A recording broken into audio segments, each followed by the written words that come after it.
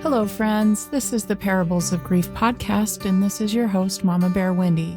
I'm here to share some love and light with you on your journey through grief and loss. I hope as our healing paths connect for the next few minutes, we can walk together and find strength for the road ahead. One scientist suggests that what the grieving need most is to have others witness our pain and help us not feel so alone. I hope in our time together you will find the companionship and understanding that you need. The intention of this podcast is to use parables of grief to find the Savior and His promised healing in the daily and commonplace, to see how we are truly never alone, and to find, like the disciples on the road to Emmaus, the Savior by our side, even if we didn't recognize Him at first because He showed up in unexpected and common ways. Also, there is much coming soon to help with your journey. The Parables of Grief book will be coming out by Christmas of 2025, and there are opportunities to join me in online grief groups and one-on-one companion sessions. Please check out my website at mamabearwendy.com for more information.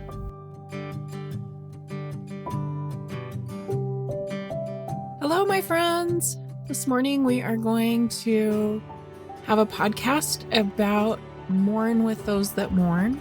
I realize that we've already done that, but I found some new information, and I think this will be helpful to those who are mourning and to those who would like to support them.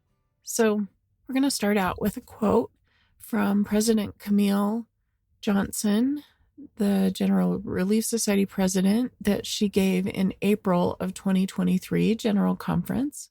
She says, "So how does the Savior relieve us of the burdens of living in a fallen world with mortal bodies subject to grief and pain? Often He performs that kind of relief through us. As covenant members of His church, we promise to mourn with those that mourn and comfort those that stand in need of comfort. Because we are come into the fold of God and are called His people, we are willing to bear one another's burdens that they may be light. Our covenantal blessing is to partner with Jesus Christ in providing relief, both temporal and spiritual, to all of God's children. We are a conduit through which He provides relief." So today we're going to talk about the difference between grief and mourning. And the first part is, what is grief? Grief is a natural response to loss. It is something that is an emotion that we neither control nor choose. It is something that is part of the loss of someone we love, loss of plans, loss of dreams and hopes. Maybe all kinds of things can create this feeling of grief. It's not linear or predictable.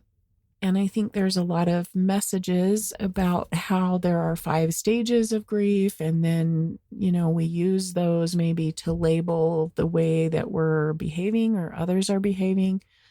And although those things can be helpful in defining maybe what we're feeling or experiencing, they are not linear or predictable. I had one friend who described it as sometimes she can go through all the stages in 5 minutes. Sometimes she can be stuck in one stage. One of the things that was very surprising to me when my husband died was the desirability of denial. I found great comfort and peace in denying that he was dead, and I would choose to live in denial just because there was peace and there was protection there. So, not linear or predictable. There are behavioral changes that come with grief. Some of them are social withdrawal and avoidance. Maybe you feel increased irritability. Certainly a lot of volatile emotions come with grief. It affects your thoughts, feelings, behaviors, and physical health. And feelings of grief can look like sadness. They can look like anger. They can look like anxiety and fear. All kinds of feelings go with grief. Maybe apathy, maybe feelings of despair. The prophet President Hinckley described it as devastating. Devastating was one of the words that he used to describe the pain of grief, this feeling of losing that person that you loved so much. And you can have physical changes. That was a surprise to me. I didn't realize how much my body would carry the grief, and I would have pain in my knee, or then it would move to my back, and then it would move to my shoulder. And it was random where it would show up, but it was not based on anything physical. I hadn't fallen, I didn't have bruising. It was also very, like I said, it would move, and that would make me aware that it was an emotional pain, not a physical pain. So we've described grief. Now we're going to talk about mourning. In the quote, she says, this is from the Book of Mormon, where one of our baptismal covenants is to mourn with those that mourn. And initially, before I lost my husband, I thought that mourn with those that mourn meant to grieve with them. And I think that's part of this defining that we're doing here, is to establish that we are not asked to feel what other people are feeling. Our job is not to come in and feel with them their grief. Our job is to mourn with them. So what is mourning, and how is it different than grieving? So one description of mourning is the journey. A lot of people will say you have to process your grief. And there's this idea in my mind of processing being like in a factory where they're making beans, or they're making ice cream, or they're making something. And processing is the process of making it sellable, right? So you get a can, and you get salt, and you get water, and you get beans, and you've processed the beans to make them cooked and digestible. And then you put them in the can, and you put the lid on, and you heat it up so that it's safe, right?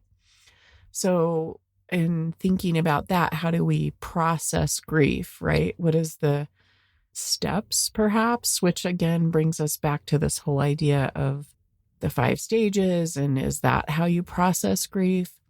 But one of the things that the grieving need is someone to witness their pain. And so this mourning with those that mourn means we come and we sit with them.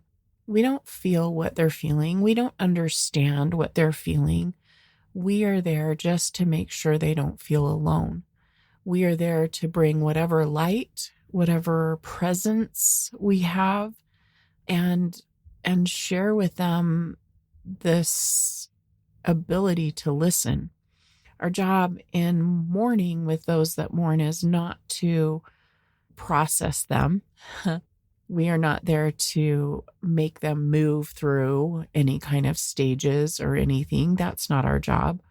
Our job is to meet them where they are and bring light and hope and presence, our presence.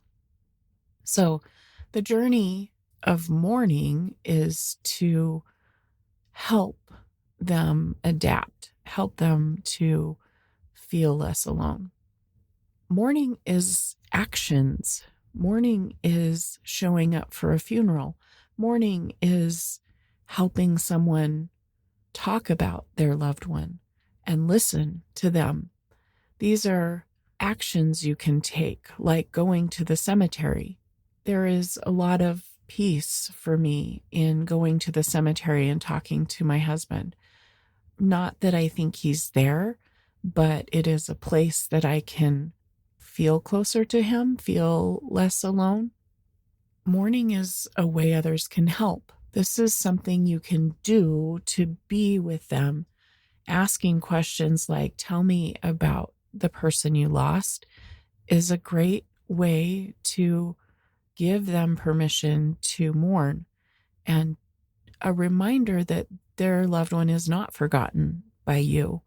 There is great comfort in knowing you're not the only one that misses them. You're not the only one that thinks about them. You're not the only one who loved them. What a comfort it is to feel that support, that shared missing. It can be a place for you to process your grief. I feel like a lot of times there is nowhere that I can grieve without being embarrassed or falling to pieces, especially at first. And so having a time set aside like going to the cemetery, then I know that it's time and we can let grief out. Mourning can be a way to connect to the people that love you. And another way to mourn for those who are grieving is to write letters or imagine what your spouse would say to you in this time. Even though you're separated, it's still possible to have conversations with them and to feel close to them. So I hope that that was helpful. I hope that you can see now that mourning is more of an action. It's something we do to express our grief. Grief is more of an emotion. And especially for those who desire to help and to mourn with those that mourn, as we covenant to do, you are not asked to come and feel what the person is feeling. You are asked to come and witness with them, share with them, be present with them, and give them space. Hold space for them to feel what they're feeling without judgment, without comparison, without saying, I know exactly what you feel because this happened to me. That's not helpful. That's very painful, actually, because no one knows what you feel except the Savior. And so making a space for someone to feel whatever it is they're feeling without judgment, without comparison, and just opening your heart to be with them in that time is such a gift. There are 8 needs that grievers have, 8 needs for their journey and their mourning. One is to acknowledge and talk about the death. One is to tell their story, and maybe over and over again. Maybe you are sick of hearing it, but they need to tell it. That's part of their processing. These are the 8 things that really benefit them in this processing their grief. They need to not avoid, because avoidance makes it increase, makes the feelings, like I said, go into their body and maybe show up in disease and do all kinds of things. So avoiding the pain, avoiding the emotion doesn't serve us. But making time, making a place for this pain and loss to be felt fully, especially with someone who loves them, that will sit with them and give them that witness that they desperately need, is a need. Remembering the person who died. And like I said, asking, I know most people, especially me, when I was initially experienced this loss, I felt like people avoided the topic because they were afraid I would remember, which is just silly. There's not a point in my day when I don't remember my husband is gone. When I make dinner and he's not there to eat it, I remember. And when I wake up in the morning and he's not beside me, I remember. So it's not like you can bring it up and suddenly they're going to be so surprised. Actually, there is relief in knowing that they have permission to share and to be supported in their missing. There is a need to develop a new self-identity, and this may be surprising to those who haven't lost someone that was integral to their lives, but there is a lot of personal loss, especially in the loss of a spouse. You've lost your label as a wife. You've lost your best friend and partner and confidant. All those things require a new definition of who you are. You receive all kinds of weird labels like widow and widower, and things are shocking, especially like when you file taxes and when you check your church records and all kinds of things where you're suddenly single. One of the next needs is to search for meaning. It is a surprise to me how much I lost the desire and the passion for life when my husband died. It felt like there was no meaning anymore. And I've talked to a lot of widows and widowers, and a lot of us felt that way, that the meaning and purpose and all the plans were gone. And so we have to start over and rebuild and create something that's never been before, which is really hard when you've built a life with someone and you have all kinds of plans that are now ruined. It requires a lot of effort. And of course, at first, there is no space for that. You're so exhausted and so overwhelmed. But as you heal, you start to need this new meaning, new purpose. And the next one is to have ongoing support from others and to make new friendships, new connections, new places to people that need you and love you. The last one is you need to be encouraged to mourn long after the death. And like we've talked about, that is about feeling, but it's also about actions. Some actions that people take are to go to cemeteries. And before my husband died, I didn't really understand that. I thought that was morbid and weird. But going to the cemetery has been a great comfort to me. My husband and I would do something fun. We would go get takeout and sit in the car and visit. And he called it a stakeout, like we were policemen in this neighborhood, whatever. Anyway, so sometimes I'll go get takeout and sit at the cemetery and have a stakeout with him, just to be near him. Recognizing that he's not in the cemetery, I realize that. But the cemetery is a place where it's acceptable to cry. It's a place where nobody wonders what might be the problem or something. As, you know, if I'm in Costco bawling, then that is not socially appropriate. So then there's people that would be fearful of that. But at the cemetery, I am allowed, and expected even, to cry and to mourn. And so there is a need for those who wish to mourn with those that mourn to be able to be given permission to do so, and even encouraged. It is a great blessing when someone asks me, tell me about your spouse, especially those who don't know him. It is a great gift to me to be able to share what I loved about him. And some people might be afraid, oh, does that mean that I remind you that he's dead? That's just silly. We are always aware, hyper aware even, of his loss. In every step of my life, every day, there is a place where he's desperately missing. A big man-sized hole in my waking up and in my going to bed. There's a big man-sized hole in every meal that he's not there. So it's not that you can remind me of this, and it is a great gift to be given permission to share that missing, that loss. This is our podcast for today. I'm so grateful you've come, and I hope this is helpful, especially as you desire to fulfill your baptismal covenant to mourn with those that mourn. And for those who are grieving, I hope these 2 lists of things that are grieving and mourning, and then also the needs on your journey, can be a blessing to you. Have a wonderful day.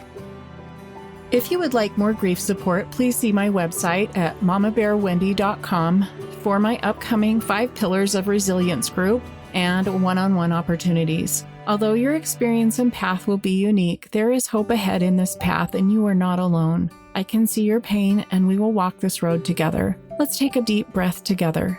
And here is a big bear hug from Mama Bear Wendy. Until next time.